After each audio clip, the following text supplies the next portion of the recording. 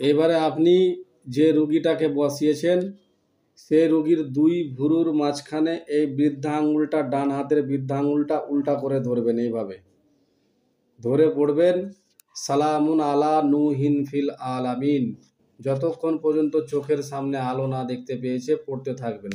আলো দেখা হয়ে গেলে হাতটাকে সরিয়ে নেবেন। লিখুন। আরেকবার কোন হুজুর? যে যে বাচ্চাকে বা বৃদ্ধকে বা বয়স্ককে যাকে বসিয়েছেন দুই ভুরুর মাঝখানে বৃদ্ধা আঙ্গুলটা উল্টা করে ধরবে আর পড়বে সালামুন আলা নুহিন ফিল আলামিন। ইসেমটা পড়তে থাকবে আর দম করতে থাকবে। লিখুন। দুই ভুরুর মাঝখানে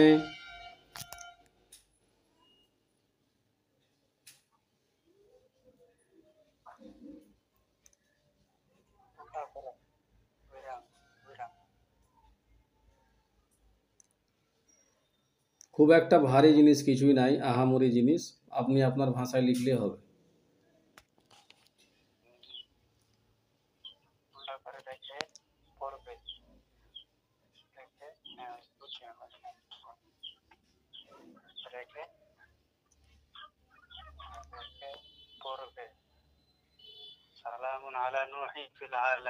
জি জি হজরত, এটা পড়তে থাকবে আর আপনি দম করতে থাকবেন আর আপনি পড়তে থাকবেন, দম করতে থাকবেন। তাকে বলবেন ঘরের চারদিকে নজর লাগাও, দেখতে পাও কি না আলো। যদি আলোর ছাটা দেখতে পাই তাহলে আপনি বুঝে যাবেন যে এর অন্তর্চক্ষু খুলে গেছে। তারপরে আপনি কি করবেন, অন্তর্চক্ষু খুলে যাওয়ার পর আপনি মুয়াক্কেল ডাকবেন, আলোটাকে বাড়াবেন। আলোটাকে আপনি বাড়াবেন। কিভাবে বাড়াবেন? দম করে দিবেন, আলোটা বেড়ে যাবে। তারপরে হাতটাকে, আঙুলটাকে সরিয়ে নেবেন। শুনেন, সরিয়ে নেওয়ার পর আপনি রুগীটাকে এবার তুলা রাশি বানিয়ে নিলেন বা অন্তর্চক্ষু খুলে গেল।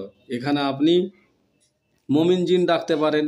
সে আয়াতগুলো দিব আপনাকে, কোন জিন দিয়ে আপনি ডাকলে কাজ করাতে পারবেন। তারপরে আপনার আমল যেগুলো হয়েছেন সেগুলোরও মুয়াক্কেল ডাকতে পারবেন। রুগীর সমস্ত সম্পর্কে আপনি জানবেন, জিন জাদুর সমস্যাটাই জানবেন, অন্য সম্পর্কে জেনে লাভ হবে না, সেটা ইজাজত দিয়েও না। কেন যে একটা মহিলা রুগী এসছে, তার গোপনের কি খবর জানতে যাবেন, বকা খাবেন, আপনার কাজ হবে না। তার কি সমস্যা এগুলো দেখে লাভ নেই। শুধু দেখবেন যে জিন জাদুর সমস্যা বা তার বাড়িতে জিন আছে কিনা, এর উপর কোনো কুফরি চালান আছে কিনা, কেউ বিচ্ছেদ করেছে কিনা, এর কি বশীকরণ করা আছে বা অবৈধ কোনো কাজ করে রেখেছে কেউ, কি উড়ানি চালানি যা কিছু রয়েছে এগুলো দেখতে পারেন। মমিন জিন দিয়ে আপনি কাটাতে পারেন। মমিন জিন ডাকার আয়াতগুলো আপনাকে দিব ইনশাল্লাহ আস্তে আস্তে। এবার লেখেন দ্বিতীয় পদ্ধতি, চক্ষু খোলার, অন্তঃচক্ষুর খোলার দ্বিতীয় পদ্ধতি।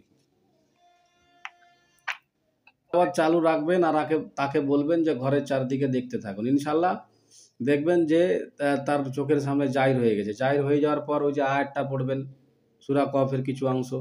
তারপরে অনেক সময় রুগীর হয় কি, আসরকৃত জিন থাকলে শরীরে ভর করে দেয়, তা আপনি আর পড়তে হবে না, বন্দি করে দিবেন। বুঝলেন হজরত? আপনার নেটের সমস্যা হয়তো, তখন বন্দি করে দিবেন। অনেক সময় জিন না ডাকলেই এর শরীরে থাকা জিনগুলো দৃষ্টি জিন, যেগুলো জিন শরীরে ভর করে না, গোপনে থাকে, মানে পিছন দিকে থাকে, ঘুমের মধ্যে ভর করে, বোবা হয়ে বুকের মধ্যে চাপ দেয় বা লুকিয়ে লুকিয়ে জেনা করে, রুগীকে জানতে দেয় না, এই সব জিনগুলো চোখের সামনে জাহির হয়ে যায়। আপনি বন্দি করে দিবেন। বন্দি করে হয়তো মুয়াক্কেলের হাতে তুলে দিবেন। আগে তার চোখটাকে খুলুন, দেখান তার কি সমস্যা, নিজের সমস্যা নিজে ও দেখুক, তাহলে তো আপনাকে এই জগতে মানবে লোক। আর আপনি তার সমস্যা আপনি তাকেই দেখাতে পারবেন না, তাহলে এই জগতে কাজ করে লাভ হবে না। তাহলে আপনাকে ভুয়ো বলবে, ভণ্ড বলবে। এই ইউটিউব জগতে যতগুলো তদবির আছে, কয়টা ভালো আপনি পাবেন? বেছে বেছে কয়েকটা ভালো পাবেন, বাকি সব ফ্রড।